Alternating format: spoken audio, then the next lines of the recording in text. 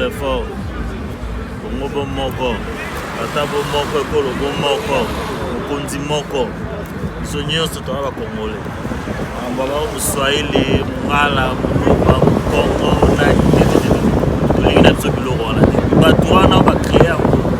faut pas interpeller. C'est ça l'état de droit. Justice. Il faut ça, Moussana. Justice à Moussana. A interpellé par initiateur à Marambo. Pendant depuis Genève, Marambo. Tout le temps, ils ont. Ça bien à Bango. Bango va mieux. Tant à Suba comme on l'a vendu, on va mieux. Fachi, ça Moussana. Félicitations, monsieur le président. En tout cas, Fachi Béton, Fachi Blendé, Namoro Junior, quelle est la stratégie à Congo Fond. En tout cas, tout le monde l'initiative il y a Pachili Microbi. Nous avons le gars Kassanda, le président Congo Fond et Moyo, Papi Tchouchamala, Charlie, Zana. On s'est réunis entre Congolais, entre des vrais Congolais, des vrais patriotes, des vrais nationalistes, les gens qui aiment leur pays. Donc, plus pour la Mboka Congo, non. Toute personne, tout individu qui veut nuire au bon fonctionnement de l'État, il doit être interpellé immédiatement.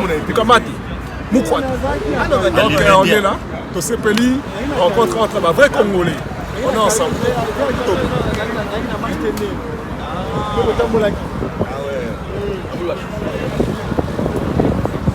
Essentiel tout mon année. Mais franchement, aujourd'hui je vis. Mais ici la thé, il faut continuer. Ouais. Ça c'est le plus important. Ici la thé parce que c'est pas gagné d'autres initiative. Mais monsieur Zaprevi, mes assous le même parcours. Le majeur va mettre là une liberté.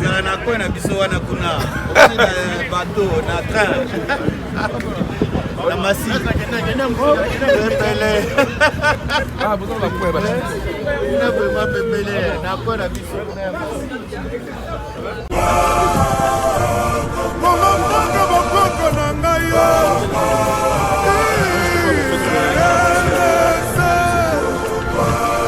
je t'appelle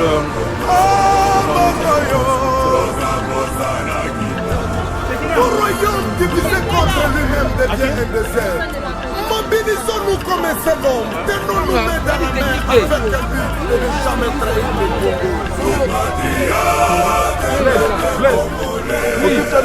le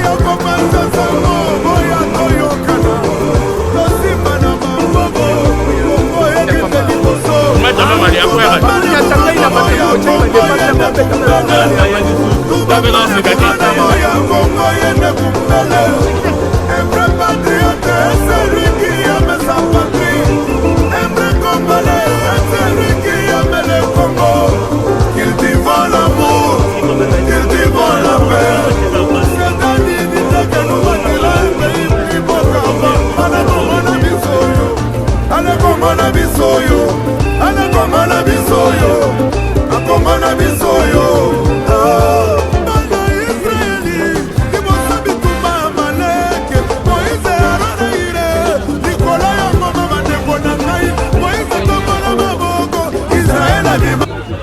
Bonjour. Bonjour. Namoni bino boza awa. Nange na yeba pourquoi bozali awa. Likamni nezali awa nazomona bato belé bo.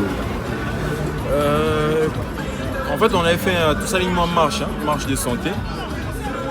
Marche de santé à Congolais pour la première fois à Paris.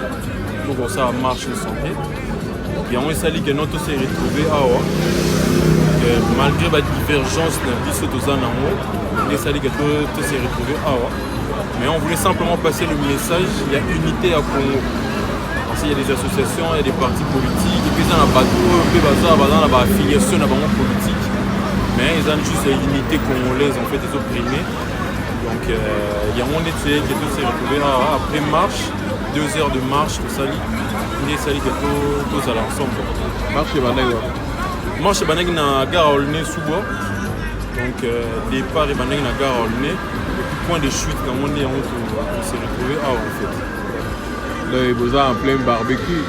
Si, en plein barbecue, tu as la rentrée scolaire, puis donc rentrée, ça dit que tout le monde reprend ses activités.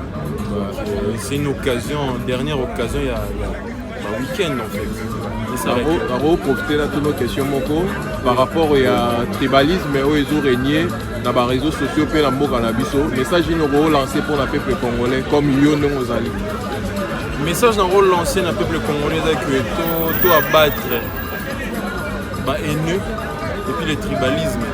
C'est le Congo ne veut pas simplement dire Moulouba, Moukongo, Mouswahili ou qui que ce soit, non. Le Congo il a déjà unité nationale. Parce qu'à l'ancienne déjà, Mobutu Aloba Papa Bo, Ekolo Bo, Mokondi Bo. Donc tout qui est un système parce qu'on le voyait à l'époque, gouverneur il y a Katanga Rose à la paix Moukongo, gouverneur à Bakongo Rose à la paix Mouswahili. Mais aujourd'hui, tout comme on a haine et tribalisme ça n'a pas de place dans la communauté, dans le monde en fait. Tout le monde a l'esprit, tout le monde a l'esprit, il y a unité, tout ça. D'ailleurs, nous avons téléméli tribalisme. Makasi, la téléméli, on vient à Makasi, puis on a téléméli, on vient dans des pieds fermes. Des pieds fermes. Parce que pour les politiciens, ils ont un langage, il y a tribalisme, il y a message du Nord, ça va. Pas revoir le discours. Un simple message, pas revoir le discours. Alors, il faut vraiment que va revoir. Parce que pour tenir le langage, le discours, il y a la population. Na tribalisme. Or, bangoné baza bat au falaï bat pesa biso modèle tout exemple il y a pour calquer bango. C'est bango bazotina biso na tribalisme et ils ala mabé makasi. Un message dans relancer le peuple congolais qui se soit dans la diaspora ou na mboka tous ala ubé na ubomoko. Et tout là ta discorde, tout va mésentente entre non, biso na biso non, tous dans la bomoko. Vous avez une grande famille na Congo. Message européen pour na bande konayo propre d'abord au ya famille na Congo par rapport au tribalisme parce que je pense que na quartier Bovandi baluba bazali baswahili bazali baninga pe okoli na bango ensemble vous avez na bikolo différents mais bokola la esika moko bozali esika moko problème ezala te fait tribalisme ezala raté nini oko lancer message na kata famille par rapport à bateau bazo vivre pembeni na bango parce que tout yoka que non les autres disent que non voilà soko moni muluba bomaye voilà soko moni mutabandu nu bomaye siko na famille ndenge to vandi ou bien na quartier message noko opesa bandeko bayebi yo penza message za na ba noko to bayebinga famille oui nga ba masa tu na kola na bango belé baza baluba belé baza bikolo mususu donc to kola na unité moko boye c'est que je répète à chaque fois to kola na unité où ezala que non toujours que ne relier et pas ba voisin azala mukongo azala muluba azala se koloni on s'en fout na mwana nyoso ezara lelo tene to robanda mwana to abattre tribalisme na mboka na biso to na mitema na biso yango esala ke Congo kende liboso message oza ke na relancer la communauté to na ba master to na ba noko ba yebinga na kini yango wana. OK, merci beaucoup. Ouais. Bonjour. Amolio la drapeau ya Congo donc aux Congolais hein. Forcément les Congolais la botte. Ouais. fier d'être congolais. Ah bon? Ah ben, message numéro ça pour na comment na binoa wa sangani, les Congolais sont là. Nini pena ou l'équipe de Sikawo. En fait, nous sommes réunis aujourd'hui parce que les Congolais, on dit souvent qu'ils ne font pas du sport. On a décidé avec une association de mettre en place une marche de santé qui est partie de l'Est-Sous-Bois jusqu'au parc départemental de la Courneuve. C'est pour ça qu'on est réunis ici dans une ambiance festive après avoir fait un effort. Le marche est duré combien de temps? 2h, 2h15 en fonction. Bon, là, on va aller dans la Congolais. Marche on dirait 2 heures en fonction de la capacité à tout. Ça dit 2h10 à peu près. Ok, d'accord. Message nous relancer dans le peuple congolais par rapport à la situation où il y a tribalisme, mais ils régné dans les réseaux sociaux et dans le cannabis. Le tribalisme, nous avons histoire. Parce que l'histoire n'a jamais tribalisme. Parce que l'Afrique n'a origine sans frontières. Nous avons eu Congo qui est Éthiopie. Frontière à idéologie à la conférence de Berlin. À sur la frontière. La carte Zamboka moko ba tchelo koto ba luba koto ba sweli koto ba Congo koto ba tani. En fait, l'homme même sur les rêves. Congolais faut ba ketoza ekolo. Mboka moko, papa moko, maman moko, unicité en fait. Quand on a la unité tika de tribalisme. Parce que la kola kin, mais pas la kola kin. Vous avez voisin à Luba, voisin à Congo, voisin à Ngala, voisin Tobano Sangana. Vous avez bagarre que Mboka la vie c'est RDC. Vous avez tous les Congolais qui sont là, vous êtes mis à côté, vous êtes mis à côté. Tribalisme, c'est pour ma vie, parce que si vous avez agressé, vous avez agressé, vous avez avant tout Congolais, vous avez agressé, vous avez agressé, vous avez agressé, Congolais, l'idéologie est baguette. L'histoire est importante de permettre à Bissot de éviter ma Bissot comme la vie de la Congo. C'est très grave. Et message Nogo, c'est la bande de diaspora.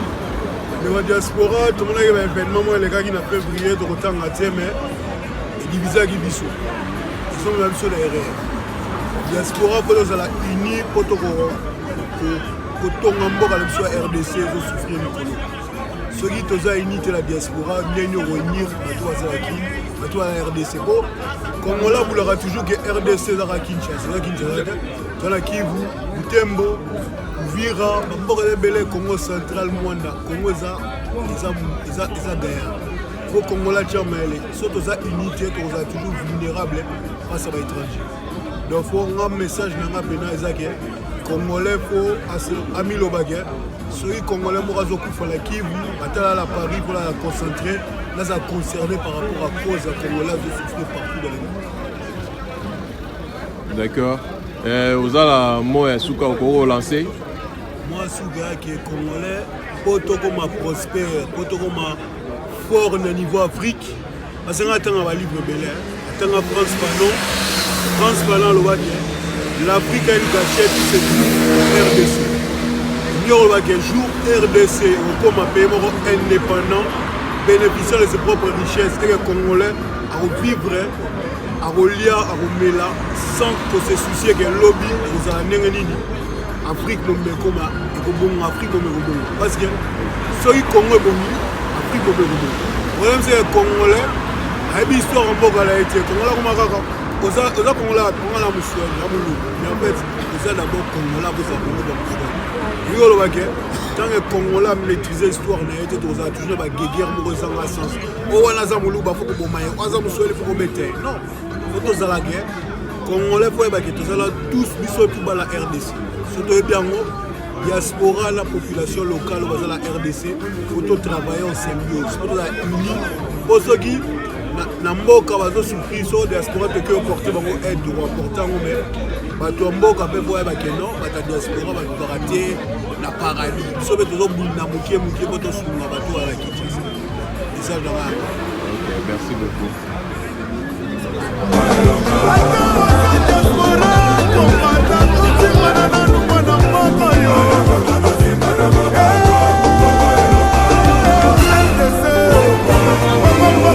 Bonjour. Ouais, bonjour. Ben, namoni bato bazalia wa ebele. tolingi toyeba na bato bazotala biso en direct bayeba événement nini esali ke non bato basi rassembler awa ebele boye eza nini vraiment. Bon, merci pour la question de journaliste. Et il y a les dossiers pour la marche tout ça là qui pour les acquis organisés dans le marché Bacheli, marche de sport pour la RDC. On avait répondu présent. Et on a répondu présent sur tout ça qui marche de communication. On est après marche et ça dit que non, tout Cambola moins local. Je suis contre moi soit dans mon travail là naïe. Parce qu'on a pour marche monsieur Naramisi et vous a annoncé je crois dans 2 ou 3 semaines. D'après les calendriers, mais on verra comment ils vont ça là-bas. On va lancer encore le message par les Congolais, sur les ils marchent à parti politique. Non, il n'y a pas d'histoire de parti politique aujourd'hui. C'est un marche des Congolais. Les Congolais non sans aller, et voire même des étrangers qui veulent répondre présent, ils sont libres de venir répondre. Marche de santé. Aujourd'hui, on a fait combien? On a fait 9 km, c'est ça hein? On a fait 9 km. Prochainement, on envisage entre 10 et 12. Aux Otambola, Maraté vont marche à pied. Donc voilà, l'idée de nous dans le on a voulu répondre présent dans la marche. Les aïtés pour tout mais la masse non, ils ont d'abord marche à pied. Par rapport à la situation où ils ont régné, ils ont la une dans les réseaux sociaux, même dans le pays au Congo, pour le tribalisme. Message nous lancé dans le peuple congolais. Pour le marambo et le tribalisme, mais zolinga robo mamboka. Donc, alors, le message là, on a lancé un message. Les Congos ne seront pas divisés. Tout le Congo, tout ça va Congolais. Parce que je connais, j'ai des amis Congo, Tété, Bamongo, Swahili, Bamounza, tout le monde dans mon classe. Je ne vois pas aujourd'hui l'histoire, il y a tribalisme. Franchement, moi, ça me dérange cette histoire. Et je lance un message vraiment à tous les Congolais. La piège. C'est une piège tendue. Peut-être tout le monde a gravité, il y a une mais il y a une gravité derrière ça. Et on va nous séparer pour nous visa. C'est quoi cette histoire? Ça vient d'où? Partout où on s'aimer trouble, il faut arrêter. Parce que ça va jouer contre nous aussi. Ça va jouer contre nous. Parce que là, il y aura au moins 70% de Kabouana. Surtout la nuit,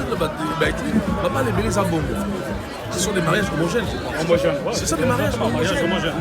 Mais quand vous commencez à s'aimer les tribalismes et la haine, ça va jouer à quoi? Et qui profite dans ça?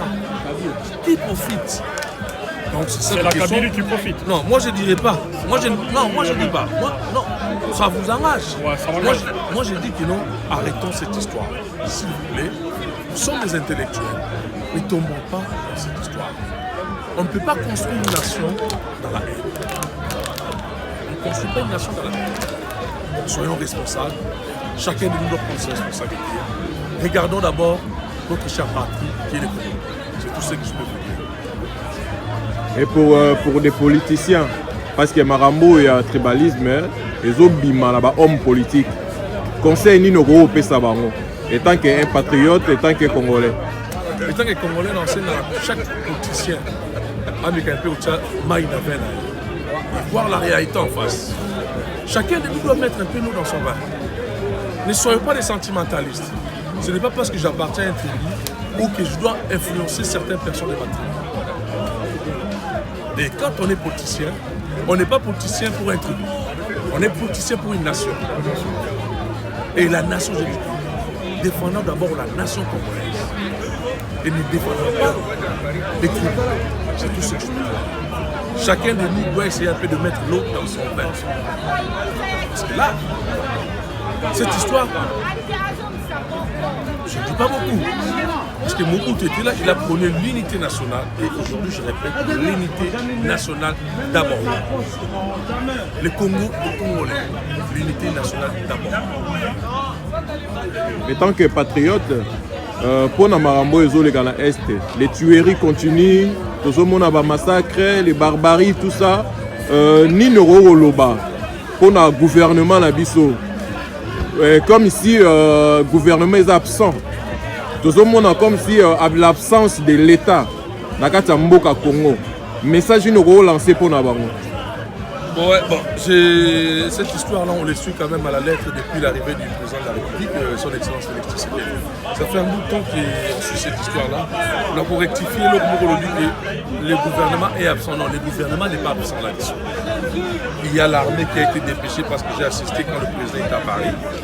J'ai assisté dans la conférence de presse. Il avait envoyé carrément une unité et il y a des soldats qui sont sur place.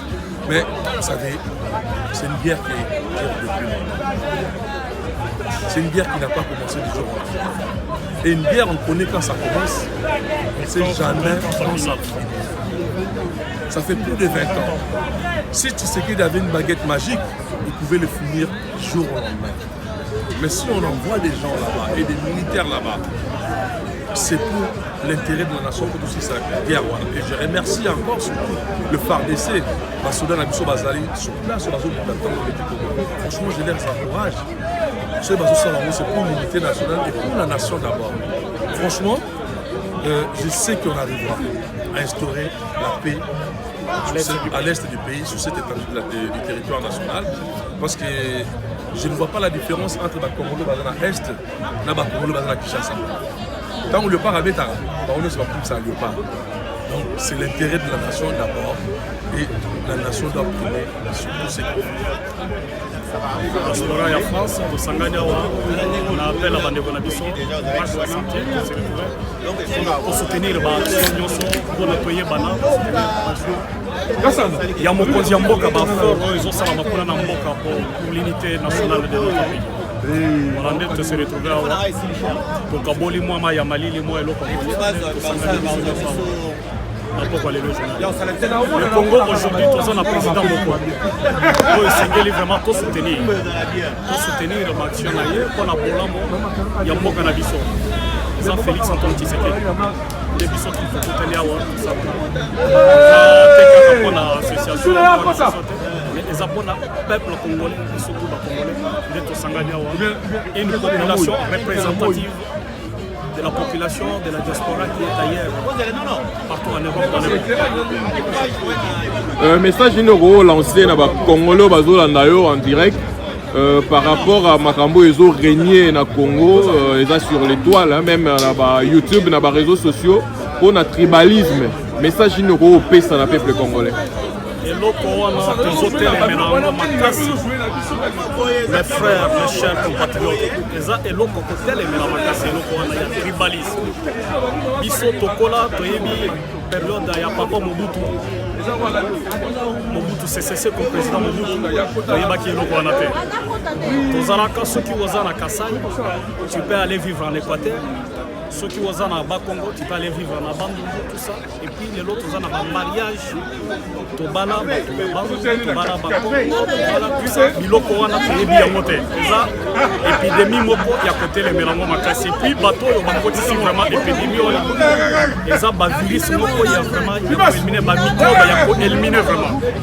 Biloko wana tozote les mélango vraiment bana mboka peuple congolais isika bozali mokili mobimba. Ces virus à combattre, les virus de tribalisme à combattre.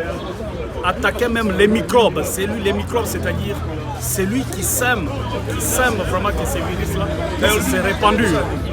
Attaquer vraiment, étouffer complètement pour la bilo pour analyser à la terre.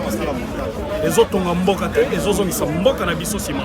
Ceux qui ont dans l'histoire, les Belges, Masakana na mboka na biso, c'était ils nous divisaient pour bien régner. Mais ceux qui ont vraiment bon mon côté, ils ont laissé passer toujours ma division, ma haine, ma tribalisme. Donc les gens vraiment à côté les mélanges vraiment. Nous Congolais, nous sommes nous Congolais de la diaspora. Et je pense que tous les Congolais ici, personne n'est d'accord avec cette histoire-là des tribalismes. Nous disons haine. Cette histoire de tribalisme, ça ne concerne pas les Congolais. C'est des étrangers. Bato yo bamiyebi vraiment ki baza na makila ya ba Congolais te. O bayebi ki baza ba paya. Nde bazo yena biso biloko. Mais biso bana mboka bana Congo de l'est à l'ouest, du nord au sud. Toyebi biloko na te, nous avons qu'un seul pays, c'est la République démocratique du Congo, notre cher patrie. Toboyi biloko. situation où il y a tribalisme et autres na ba homme politique, na ba parti politique. C'est que conseil ou message nini au yoko pesa na ba homme politique ya Congo pour na concernant tribalisme. Ouais, je sais que dans ma parti politique, il y a une infiltration macasse. Il y a certains étrangers qui ont infiltré notre pays au sein des partis politiques qui dispersent, qui dégagent, qui donnent cette information-là de la haine. Mais je sais aussi que le peuple congolais a déjà mature, puisque nous avons déjà été lavé les cerveaux par un politicien, paix à son âme, Etienne Tshisekedi Ouamoulou. Ce papa-là, il nous a montré vraiment les chemins, vraiment les lots vraiment que tout Congolais sait se prendre en charge. Il y a un message, il y a haine, il y a tribalisme. Et les politiciens là, ils doivent arrêter avec ça. Ils doivent vraiment arrêter avec ça parce que ça nous amène à rien. Les autres c'est toujours bon cannabis au maximum. Et c'est toujours les étrangers qui viennent profiter de cette division pour dominer sur nous, régner et piller nos richesses. Donc ces politiciens doivent arrêter avec leur message de la haine, du tribalisme, les messages de la haine, des divisions, de dénigrer, des sabotages. Nous ne connaissons pas ça. Nous avons qu'un seul pays, c'est la République démocratique du Congo. Donc le message que je peux lancer, c'est ça. Pour nos frères na biso, ba maman na biso, ba ndeko na biso, bazo kufa na est. C'est comme s'il y a l'absence de l'État. L'État zo coexister à niveau est. Nini oyo ko koloba na l'État na biso, message ni ko parce que il y a des tueries qui continuent, il y a des massacres, bazo boma batu, donc ça fait vraiment très mal au monde na ba image pe oyo ka ba sango wana na matoi. Nini ko koloba pona l'État na biso. En tout cas, eloko wana ndeko et ça la kabiso te ma passe. Parce que bao bazo kufa na est ya mboka na biso baza bandeko na biso. Biso ba Congolais bato toza libanda toza plus cher, toza plus important par rapport à bandeko na biso bazo kufa. Bitumba ya l'est de la République démocratique du Congo, bitumba wana e banda lelo te. C'est Laurent Désiré Kabila qui nous a mené cette confusion là. Et ce n'est pas dès l'accession du président Tshisekedi Félix au pouvoir, si tout dépendait vraiment de lui, je pense même dans une année, il devrait mettre fin vraiment à cette aventure. Baguerre Nyonso. La baguerre, on a la mafia et ça, la Katiebele. Dans la mafia, il y a même les gens qui sont au sein des institutions du pays, à Kinshasa, qui sont la carte à mafia à l'est de notre pays. Donc, si ça dépendait vraiment du président Tshisekedi, je pense que ça ne devrait pas, même pas continuer même pendant 6 mois. Mais nous avons vu comment il est combattu au sein de sa coalition. Avec le système qui est encore en place, il est combattu sérieusement. Et puis, ce n'est pas par baguette magique tout ça, et puis il y a les multinationales qui sont derrière. Mais tout ça, sûr et certain que est long de vous en raconter la vie. Avec Fachi à la tête du pays, je pense, un jour, les massacres de notre pays, de l'Est de notre pays, prendront fin un jour. Donc notre souhait vraiment que ça s'arrête, que cette histoire-là s'arrête, nos mamans sont volées, nos filles, nos frères et sœurs, par rapport pour les intérêts de certains individus, un groupuscule de personnes qui se retrouvent au sein des institutions et du système pendant 18 ans, qui ont dirigé ces pays-là, qui continuent encore à régler, à semer ces climats-là de terrain. Dieu reste Dieu. Dieu qui a voulu, le bon Dieu qui a voulu que Félix Antoine devienne président de ces pays-là. Et le bon Dieu va nous aider, va aider encore. Ces pays-là vont retrouver la paix. L'Est du pays sera pacifié, il y aura la paix totale d'ici peu de temps. Nous avons confiance et nous avons la foi à notre Dieu. Et nous prions beaucoup pour notre président Félix Antoine Tshisekedi. C'est une bénédiction de la nation congolaise.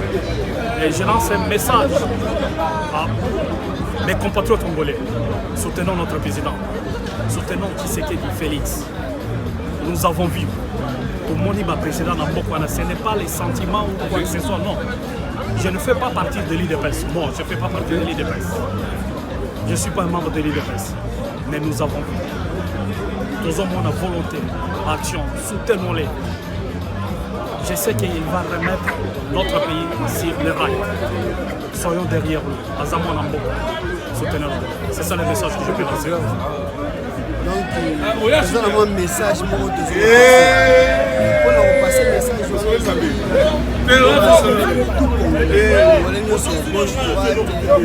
dans tous les cadres du pays. L'Assemblée Barreau, tout ça qui marche. Marche ebandaki wapi pe osuka awa marche wana ebandi na gare ya Aulnay mpona bato baza na Kinshasa. Aulnay ezali banlieue parisienne na 93 na gare ya Aulnay. Toyo kosukisa yango na banlieue parisienne toujours kaka na cour 9.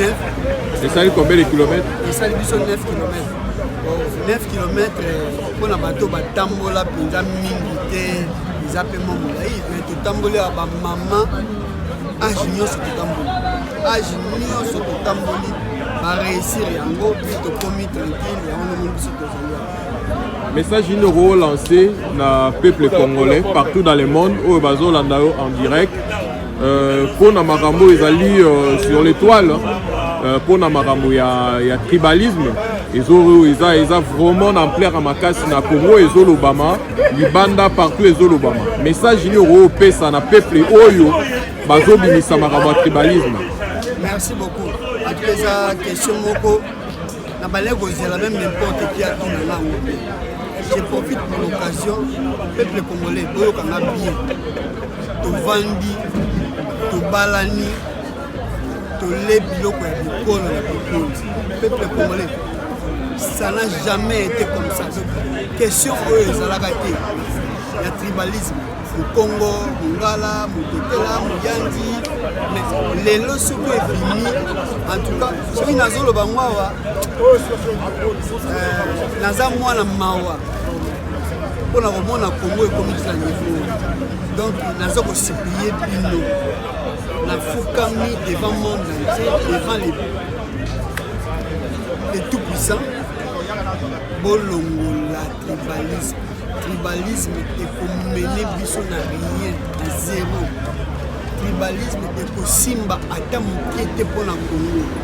Congolais soki tokoti eloko wana, je vous dirais que 70% ya mabala ekokawa. 70% ya mabala ekokawa. Ngamongo nazoloba nawa ngai famille mobimba moto aza na mwasi ou mobali ya ekolo na ya ngai azaki. Donc c'est ça qui est pour vous dire 70% ya mabala ekokawa. Donc tomeka eloko wana te. Donc tochango à côté. Ça c'est un faux débat, bochango à côté. Donc débat wana to dit sur tochango sur la scène. S'il vous plaît, bochango pembeni. Na bondeli bino na Congo na Yesu bochango.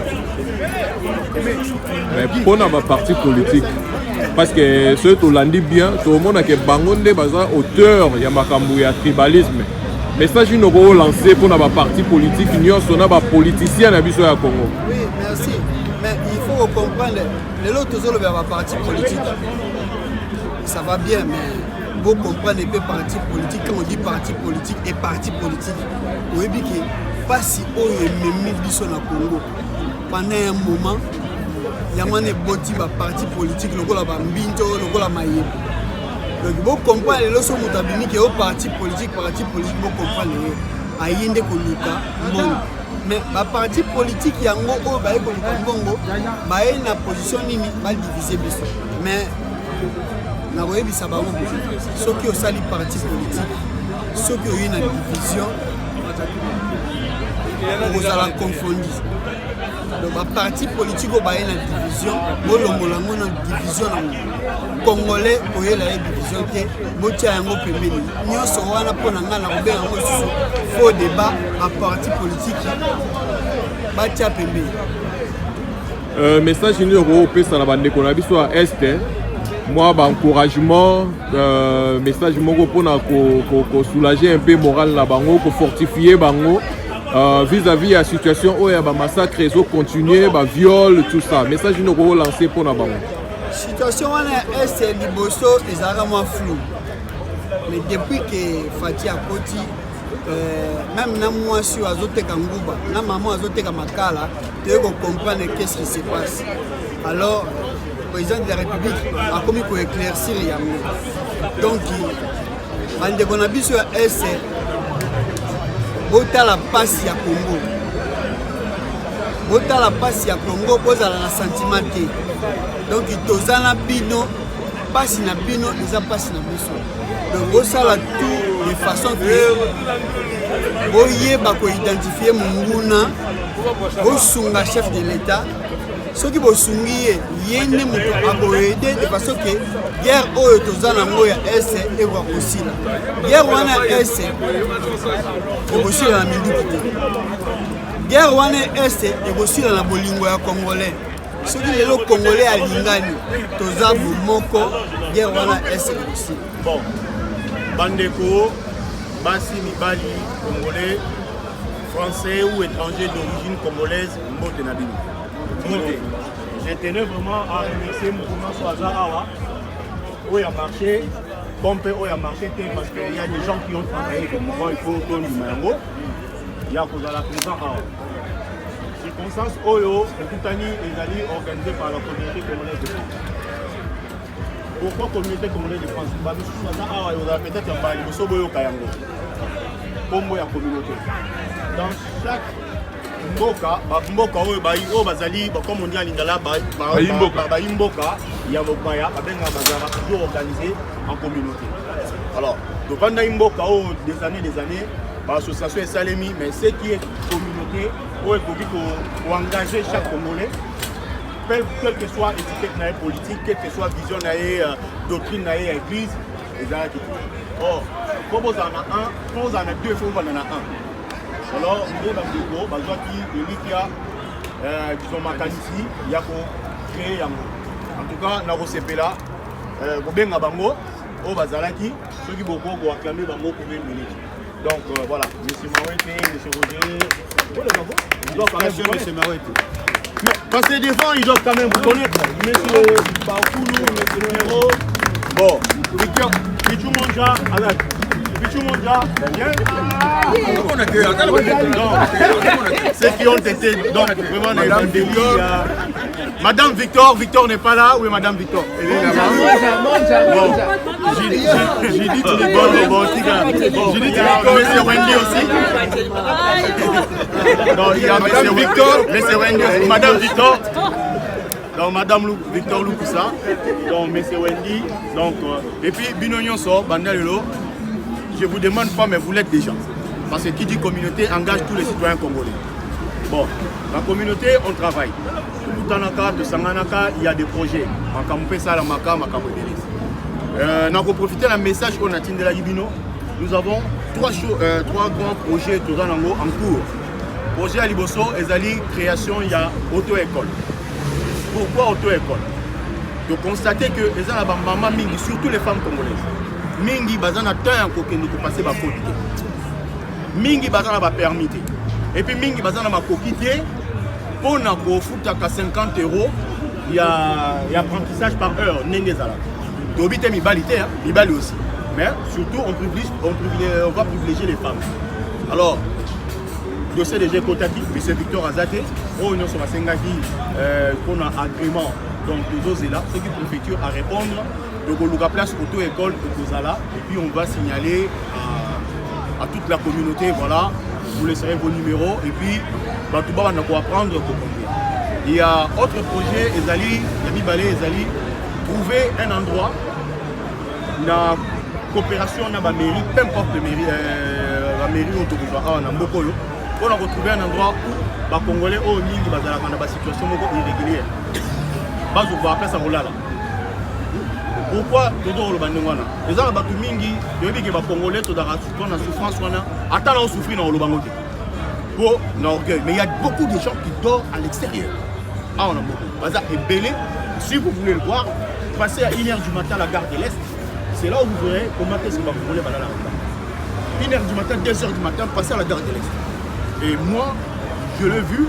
Pourquoi? Parce qu'à 2 reprises, j'ai travaillé dans le sud. Dans la zone Verta, dans la Monara et le Corona. Le soleil n'a pas de déco. Après, oui, pourquoi pas? Et puis, nous avons une conférence pour les salimats. Par exemple, nous avons une conférence sur la finance, nous avons une conférence de Mboke Tambola, pour aider les Congolais contre Abukanda Awa. Donc, dans 2 semaines là, nous aurons une conférence. Il y a plutôt au départ. Les gars, monsieur aussi, bateau doit y avoir une bande Kala. Donc, voilà. Alors, Benazo, quoi notre gars? Donc, voilà, Benazo, viens. Donc voilà, les gens qui sont combat, qui sont transformés dans la communauté. Et aujourd'hui, je crois que Nenge Toza le Biso Awa, c'est un courant Yassika pour former sur la communauté. Ce n'est pas un parti politique. Parce que je sais qu'il y a des gens qui ont des partis politiques. Comme lui, il y a un mouvement. Ce n'est pas un parti politique, ce n'est pas ce comme son parti. Il y a un mouvement politique qui est Fati Béton, n'est-ce pas? Ouais. Fati Association. Donc, association. Beaucoup Wakame Kassanda. Jean-Marie. Fati Béton. Fati Béton. Ouais, il y a aussi un concert qui a une association. Il a une étiquette. Vous voyez, CCF. Mais elle a aussi une association. Flore. Donc, présente-toi s'il te plaît. Présente-toi s'il te plaît. Flore Kombe, Aza président et association CAOF, na Compiègne. Donc, la mairie lui a offert de ma fourniture scolaire. Après ça, il y a ma maman, il y a donc il y a eu des images, c'était vraiment plausible. Donc, nous connaissons une idée sur ce qui s'est passé aujourd'hui. Ce qui peut, même dans le futur, par rapport à l'organisation culturelle, la fête du 30 juin, et belé. Donc, soyons ensemble pour toquer les bossons. Et bon, ça peut figurer, il y a image, il y a Congo. Parce que Natika a toujours une idée, mon coquin. Leur concert, il y a Zaka, il y a Kouera, il y a François Fillon à l'époque, premier ministre.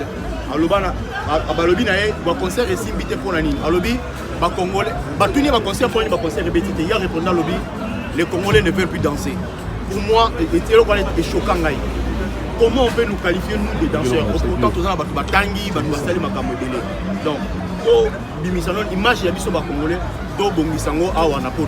et puis il faut la transporter dans Mboka. En tout cas, merci beaucoup de la présence Nabino. Marche contre Sali Lelo, le Sali 9 km. On a habité tout qui s'assède. 12. Non. Ah non. La semaine, dans 2 semaines. Rétropédalage, non? Ceux qui vont dire, il y a tout. Ceux qui vont dire, dans 2 semaines, tu reprends. 12 km. 12 km. Là, c'est pas une initiative. 12 km. Ceux qui vont se faire une initiative, dans 2 semaines, tu reprends. 12 km. Même dans l'hiver, Tabito, la pomme à tête,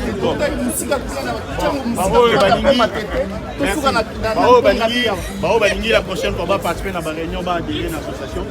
Il y a Flore qui est là, et là, le papier, président numéro, et vous aurez le message. En tout cas, merci à vous, on attend pour tout le monde. Merci. La pomme à tête, si la pomme à tête. Bonjour, c'est MCK. Tolandaki vidéo moko moi na babuka qui est bassin. Azan a besoin d'intervention, Azan a besoin d'aide.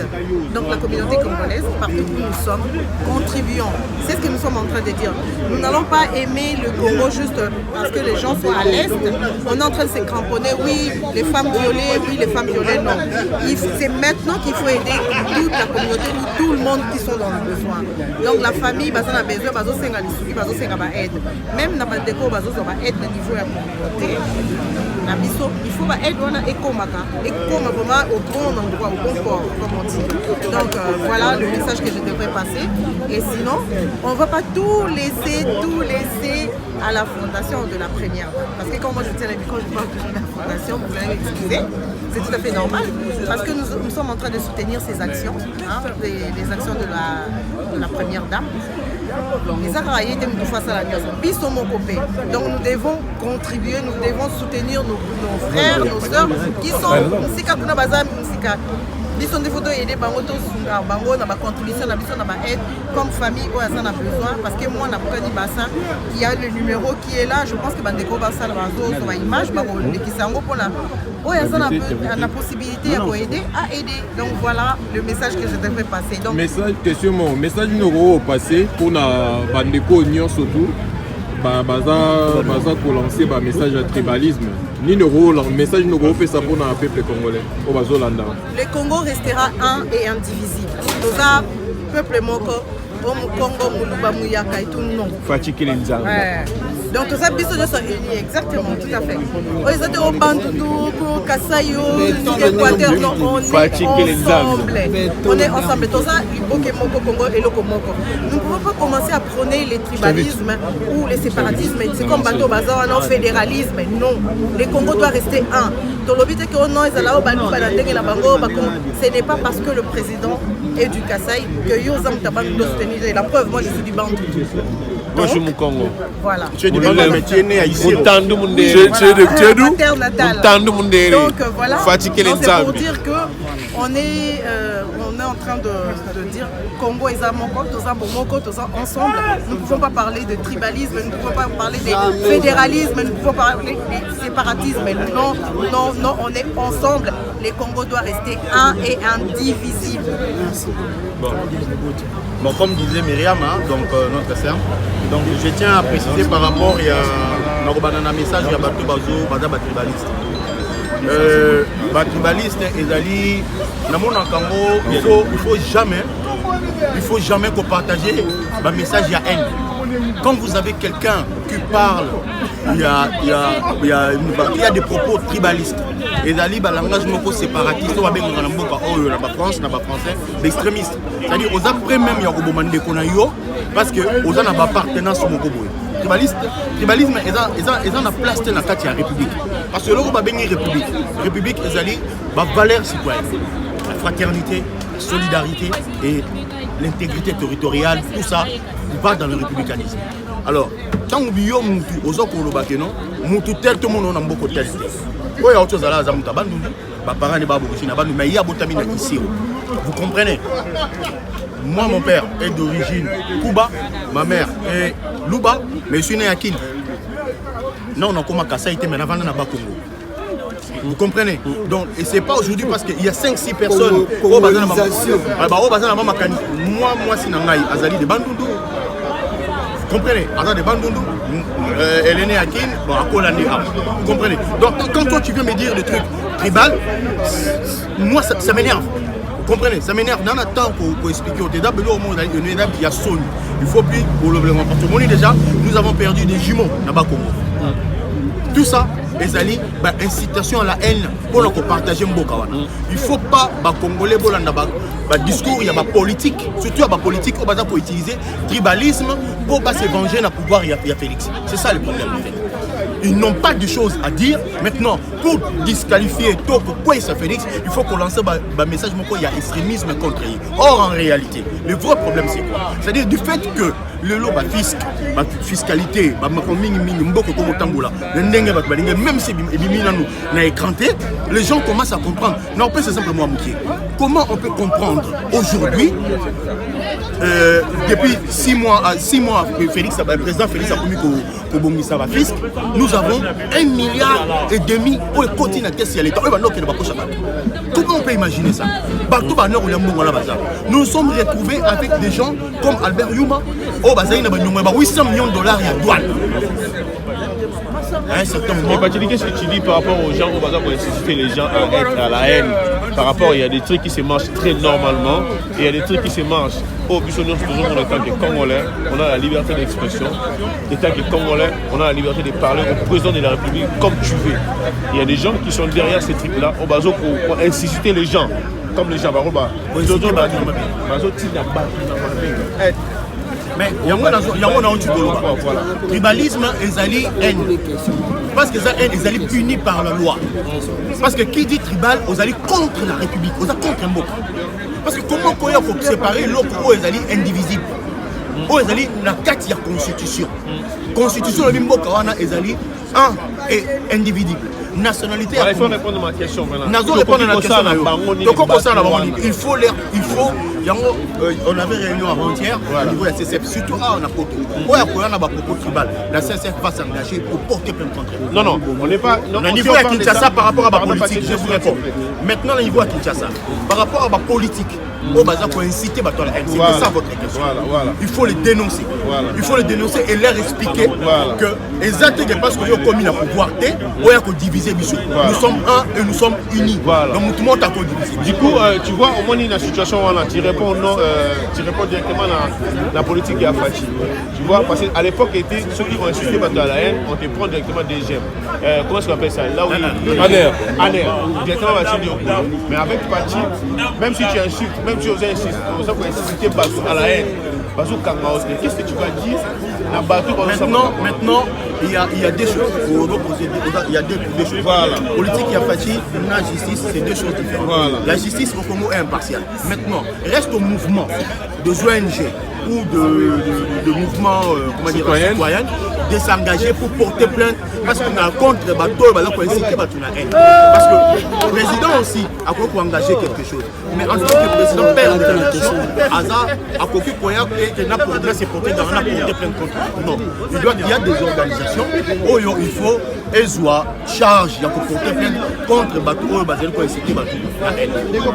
Bon, Toboti, biso tozali bana France, tobandi na poto, toboti bana awa, bana na biso bakoli awa, bakoli ba majeur. Tozala ba réseaux sociaux, YouTube comme Facebook, ils sont gratuits. Mwana oyo abotami awa aye akuti tribalisme, akuti injure contre les chefs de l'État, akuti yango gratuit dans les réseaux sociaux. Ils appellent en français Bana. Et tant qu'il y a parents, qu'est-ce que tu vas dire à tous ces mondes? Pour Bana la biso babotami mais tant qu'il y a YouTube gratuit, il faut quand même tout encadrer le Kowana, le tribalisme, haine, côté la carte. Qu'est-ce que tu veux dire? Au moins, la classe, Otto Tangi, John Locke a le de learning by doing. L'enfant apprend en faisant, en pratiquant plutôt. Si tu ne pratiques pas, tu ne vas pas apprendre. Tant que Yozo finga moi, parce que Yozo pratiquer aime. Yozo pratique nos salaires. Moi, il y a effectif. Oh Yozo communiquer moi. Tant que moi, je suis dans salaire. Si je suis dans mon pied, si je suis dans imbécile, vous commencez à répondre imbécile.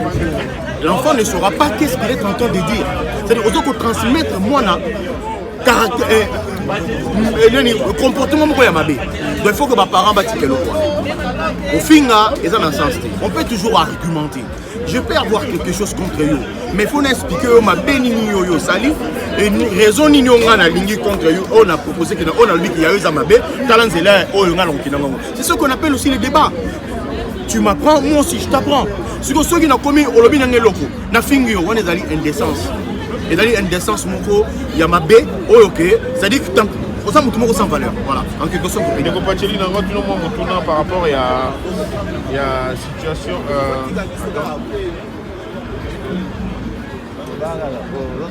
par rapport il y a boursier la bus oui, merci.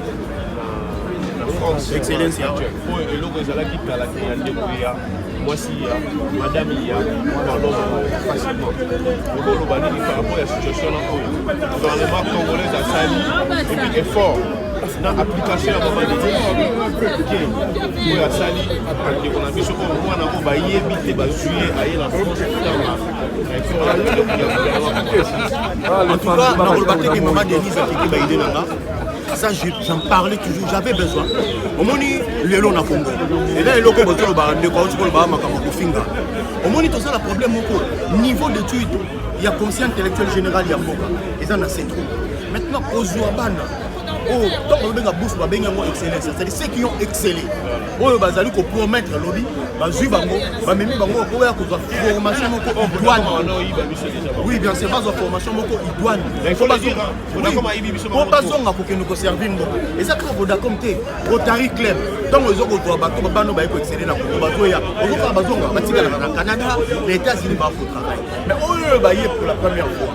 Baye Awa, Baye Kotanga, en tout cas, c'est plausible. Je tiens vraiment à remercier la première dame. Je la remercie infiniment parce que ce n'est pas donné à tout le monde. Ce n'est pas un cadeau. Zambapé, c'est un Moni, en tout cas, c'est le logo qui est plus que formidable. Les Africains formidables. On a bazar 10 ou 15 comme ça. Oui, on a besoin de communiquer. Parce que quand on a là, on sait un petit bazar. Et là, chaque année, le lot est 10. Mais l'année prochaine, il y a combien? On ne sait pas. Maintenant, il y a un peu plus de cacao la France. Donc, on peut proposer, moi, si il y a président, voilà, plus de tout on peut cotiser autant. Au lieu de 10, c'est 20. Pour les 20, tant qu'on a 20. Imagine maintenant, dans 5 ans, dans 5 ans, vous avez 100 étudiants, ingénieurs, n'a pas et chaussée. On dit reconstruction beaucoup en Angola. C'est des trucs qui sont formidables. C'est vraiment formidable. Donc il faut vraiment remercier et vraiment coup de chapeau à la première dame. Merci. Nous remercions à la première dame de l'initiative pour Asala Moto s'appelle Mini. Donc il est ouvert à Fachi Beton. Le Moni Pachine Mikobi, les motivateurs de tous les motivés. Donc il y a Léonard Kassanda plutôt, Kassanda Wetu. Il s'assied à l'association Fachi Beton. Donc, tout ce pays ming donc il chapeau la première dame, Madame Denise Nyaki Tshisekedi, il chapeau naïe pour Asali, il le bien. Les cas passés Guilan Obaraki, Maliboso Tokota, na association il y a la première dame d'Afrique. Donc Maliboso Tokota la première dame d'Afrique, tout ça va passer à président. Mais tout ce qu'on a première dame d'Afrique, première dame de la République du tout. Donc tout ce pays ming. En tout cas, nous avons pas pour la Congo, nous que la paix quitte nos esprits et que Dieu bénisse la RDC. Merci. Voilà, Léonard Kassanda Wetu, initiateur de Fachi Beton, au monde Mobimba et Yebi, sur le cas où il fait ça makambo na monde. Là il y a mon Fachi, na maman Denise, ba Yebi. Au monde awa, vous en a quatre à France, il y a Paris. Les autres ont une initiative, il y a association communauté congolaise de diaspora.